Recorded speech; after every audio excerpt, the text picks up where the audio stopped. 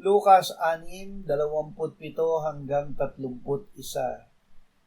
Sinasabi ko sa inyo ng mga nakikinig, ibigin ninyo ang inyong mga kaaway, gawan ninyo ng mabuti ang mga napopuot sa inyo, pagpalain ninyo ang mga sumusumpa sa inyo, at ipanalangin ninyo ang mga umaapi sa inyo.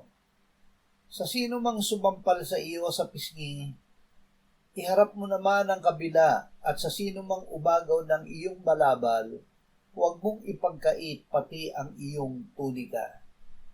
Bigyan mo ang bawat humihingi sa iyo, at kapag inagaw ng sino man ang iyong ari-arian, huwag mo nang bawiin ang mga iyon.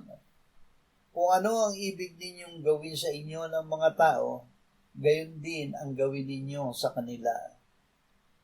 Gamitin ang pag-ibig ng Diyos. Hindi natin maiibig ang ating kaaway gamit ang sariling pag-ibig. Magagawa lamang natin ito gamit ang pag-ibig ng Diyos na ibinuhos sa ating puso sa pamamagitan ng Espiritu Santo na ibinigay sa atin. Narito ang pag-ibig, hindi sa tayo'y umibig sa Diyos, kundi siya ang umibig sa atin at sinugo ang kanyang anak na pagtubos sa ating mga kasalanan.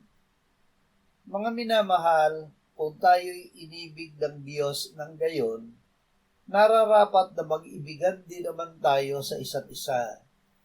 Walang nakakita kailanman sa Diyos. Kung tayo'y nag-iibigan sa isa't isa, ang Diyos ay nananatili sa atin at ang kanyang pag-ibig ay nagiging sakdal sa atin.